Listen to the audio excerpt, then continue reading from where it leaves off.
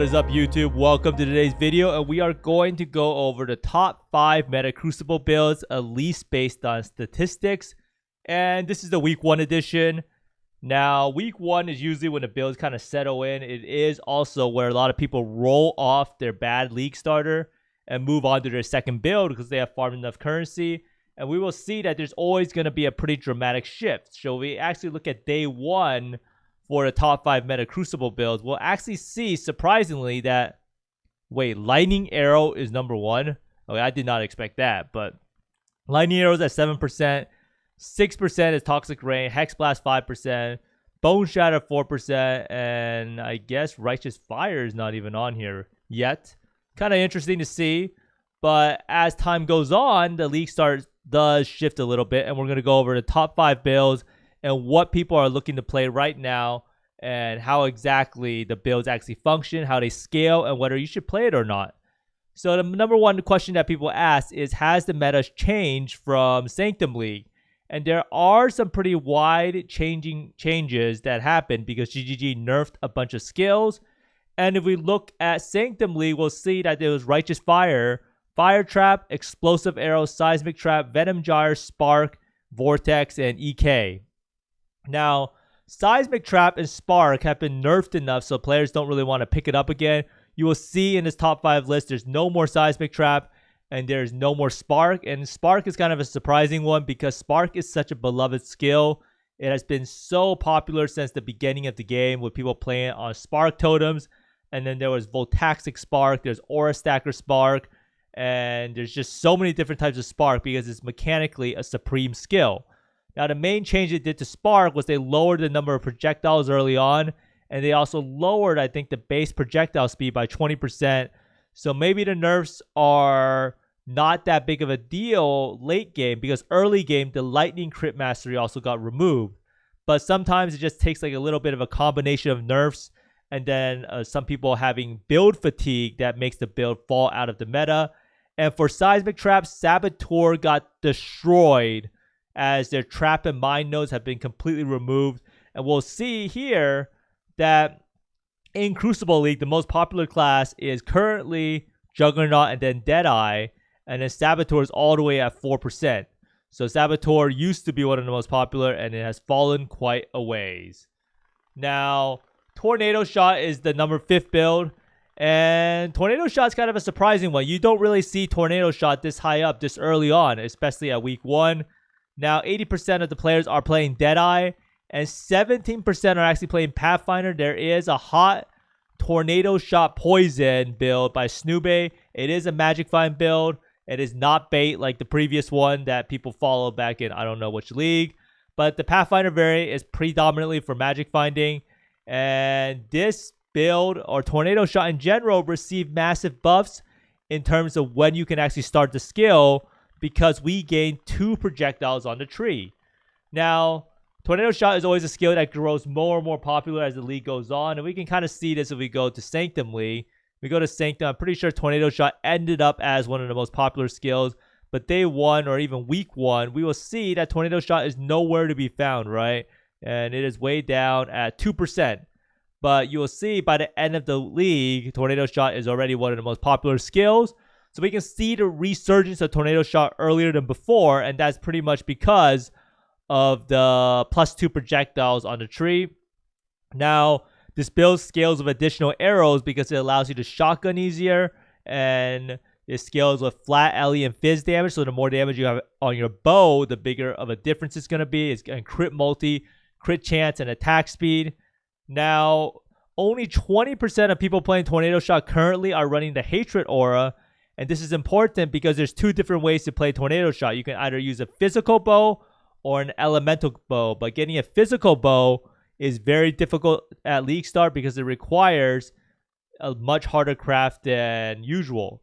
Now, later on, I do think that Fizz conversion, especially when the Crucible mods allow like a 1000 physical DPS bow to be made, I do think that Tornado Shot will actually get more and more popular. Now, the biggest question remains is, will it outscale Lightning Arrow for mapping? Now, Lightning Arrow is another bow build that we'll find in top 5 that we'll mention that has superior clear, but it doesn't have as good of a single target. Now, next up, for number 4, we have Toxic Rain. Now, Toxic Rain has been almost like a league starter in the sense that it's always up there, right? Every single time in the past is, oh, what do we want to play? Toxic Rain or Essence Drain. Those are two of the mainstay builds that have been around forever. Now, this time around, I do think that the main reason why it's so high up is because of the Great League Start guides by Palsteron and Zizarin. And Palsteron's is more about the Ballista totems, while Zizarin's is more about self-casting it. Now, the main reason also is because Pathfinder got pretty substantial buffs or changes, and these reworks definitely drives people to play the new skill, or not new skill, but a new way of playing the skill with the new Ascendancy nodes. Now, there are two ways of playing it. One is with Ballista totems, and the other one is the self-cast playstyle. And a totem playstyle is more popular in softcore trade, but it relies on this item called Wilma's Requital, and this thing allows you to scale both your cast speed and attack speed and make it into, make it into attack speed. So if we actually go look right here on Toxic Rain, we'll see 60% of people are using this item, and this is a helm that also gives you Ancestral Bond. And Ancestral Bond makes it so you don't do damage yourself, and only your totems can do damage, and I think you get one additional totem. So here it says increases and reductions to attack speed and to cast speed also apply to attack speed. So this is one way of playing it. At this point, you're fully reliant on your totems. And this build can easily do all the Ubers. I think it gets to the dot cap relatively easily. It's not exactly the fastest mapping build. As you can see from this footage here, it does require a little bit of a delay in damage because it's a damage over time build. And when you play the totem variant, there's a double delay where you have to put down the totems, and then your totem has to do the damage, and then the damage is dealt over time.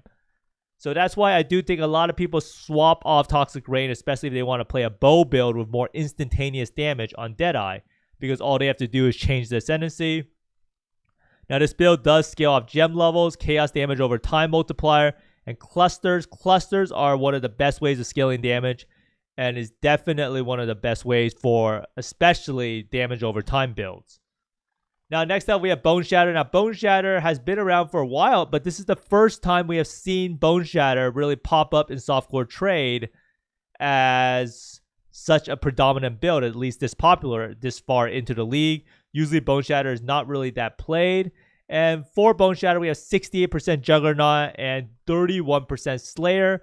And the biggest difference is that Slayer is more quality of life. It feels better to play, has bigger strike range, has more AoE. While Juggernaut is just this tanky, unkillable beast. And it is truly extraordinarily hard to kill character. Now, this is the only melee build in the top 5. And it does show you that maybe more people are willing to play melee if GGG creates more viable melee skills. Now, the reason why Bone Shatter is so viable is because it has great AoE scaling built in, and it also has really high base damage, and it has great attack speed scaling with Trauma. And Trauma is how Bone Shatter functions. Every time you hit yourself or you hit the target, you hit yourself, and you gain a Trauma stack that stacks, I think, infinitely and gives you more attack speed. So the mechanics of the skill are what makes it so popular. Now, this build is a great mapper. However, it is a little bit reliant on using totems for bossing, and it's never really going to beat out the mapping builds with like range builds like bow builds. However, it is a great league starter because of its gear requirement. All you really need to scale is your two-hand weapon damage. You grab precise technique, so you need to get some accuracy, and then you get the totem buff effect with Panopticon. And lastly, you can also scale Impale. And it ends up being one of the tankiest builds in the game, especially when you're on Juggernaut, and you can kill all the Uber bosses on it. It's just going to take a little bit of time per boss because you can pretty much AFK it the whole time. And next up, we have Lightning Arrow. Now, Lightning Arrow was the most popular skill at the start of the league, and it's fallen to number 2. Now, 77% of players are playing Deadeye, and 14% are Raider. Now, a lot of the people play Raider are following Grimrow's, I think, Artillery Ballista guide. And then the people who play Deadeye is a little bit different playstyle. Or it's not really different playstyle. It's the same thing. You still use Artillery Ballista on both setups. It's just Raider has a much better, smoother early game curve with easier access to ailment immunity, spell suppression, and also phasing. And then Deadeye has a lot of stuff that you can't really get on a tree. You can't really get 20% Tailwind. And then there's also Far Shot. There's also Focal Point. And then there's also built-in chain. So Deadeye does end up being the better late game ascendancy for Lightning Arrow. Now, Lightning Arrow, a lot of people try to pick up because they finally got a Vol skill. However, Vol Lightning Arrow is a piece of trash. It is extremely underwhelming. The only real use case for it is when you have really bad gear, and it does carry you a little bit on boss damage. But in a lot of scenarios, I don't even think it's worth using Vol Lightning Arrow if you have another Vol skill, as it just steals charges. Now, the biggest change for this build is that Vengeance Cascade is completely busted if your skill can take advantage of it, and it effectively doubles your damage on both clear and single target. And it is insane how much benefit this one, this one Anoint can do. Like, imagine having an Anoint that doubles your damage. Now, 46% of players are using Comb Spears for rage regeneration for Berserk. I do think that's one of the bigger techs this time around. Is people finally figuring out how good Berserk is and how well it feels to play, especially on a build that lacks attack speed and relies on just running around the map, having a more movement speed multiplier. Now, Crucible allows for absolutely insane bows to be made. If you look at mine, it has tons of flat damage, increase of effect of non-damaging ailments, attack speed, increased explicit elemental damage modifiers, and also 16% double damage. And this bow is 1400 elemental DPS.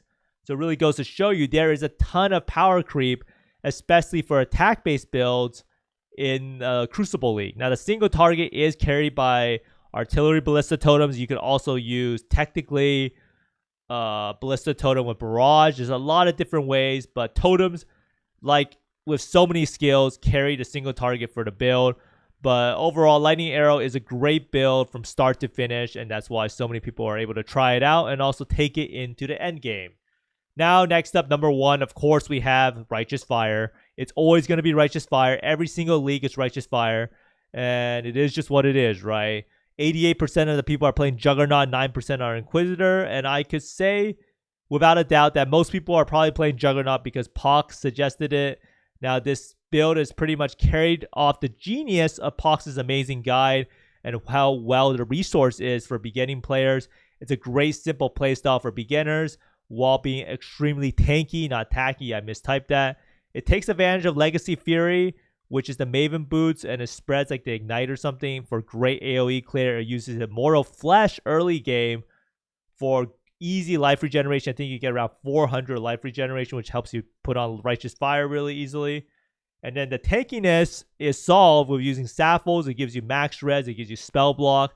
And then since you're a Juggernaut, you already have so much armor, especially if you use Brass Dome with that one node on Juggernaut that doubles your armor. You are an immortal tank, to put it simply. Now, this build scales off of gem levels, especially fire damage over time multiplier and clusters. And this is another dot build. You'll see that the dot builds scale very, very well with clusters. And one of the best ways to really see exactly how you can get damage out, and this is not to necessarily copy the build, is to just go here, sort it by DPS, and then look at what the people are doing differently. So you can usually take a little bit of a snapshot, see what each one of these people are doing differently. You'll see, without a doubt, everyone is using a 2 large cluster and 4 medium cluster setup, except this guy. But number one build, great guide, easy and tanky playstyle, and also it can do the Ubers if you invest enough into it. I've actually seen footage of people doing the Ubers with Righteous Fire, and it is relatively fast once you invest into that Fire Trap for damage. Now, a lot of people must be wondering, why is Fire Trap Elementalist not up there? And Fire Trap is number 2 technically, but if you go click on Fire Trap, you'll see that 64% of the people are playing it on Juggernaut. So Fire Trap Elementalist only comes out to around like a 3% representation, so it's not a top 5 meta skill. However, it is a really good skill. Now, I do think that the popularity of League starters or the meta is really dictated by content creators and the quality of the guide. I do think that matters a lot. And also, it comes down to the playstyle of skills. Some people just like certain skills, like Tornado Shot, Lightning Arrow. People just like playing those bow builds. A lot of people like playing ARPGs and want to use those skills because it's really flashy. Now, Seismic Trap, Explosive Arrow, and Spark do end up being the biggest losers this time around due to nerfs or similar alternative builds. It is my theory that a lot of people aren't playing Explosive Arrow Ballista because they moved on to Toxic Rain Ballista totems because it is a little bit different in playstyle. And it is kind of boring to play the same thing every single time. Now, Crucible League has been great for retention, putting it on par with Sentinel and Sanctum League. Surprisingly, it has more Day 7 players than any league in PoE history. Now, that doesn't mean that the retention is the best ever in terms of percentage-wise, because Crucible also started with by far the most players ever because of Diablo 4 beta. Now, the base game is amazing, and this allows the players to overlook the somewhat subpar league mechanic, but I do think that the player power you generate from Crucible does allow for a lot of these attack-based bow builds or whatever to be way more viable, especially Bone Shatter, because you can even get a 1,500 PDPS axe probably relatively simply. But thanks for watching, everyone. I hope you find more Mirrors, Divines, and Mage Bloods than me. Let me know down in the comments below if you league started any of these builds and if you plan on rolling into any one of these builds. But thanks for watching and see you next time. Bye!